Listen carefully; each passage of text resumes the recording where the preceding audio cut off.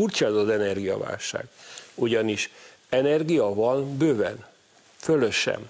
Van olaj, van gáz, és valóban van elegendő villanyáram is. Nem azért nincs olaj és nincsen gáz, és nem azért kell 15%-at csökkenteni, mert nem elfogyott, tehát Oroszországban elfogyott minden, hanem azért, mert az Európai Unió nem akarja átvenni ezt az energiamennyiséget, majd elkezd sopánkodni, hogy ja Istenem, spórolnunk kell.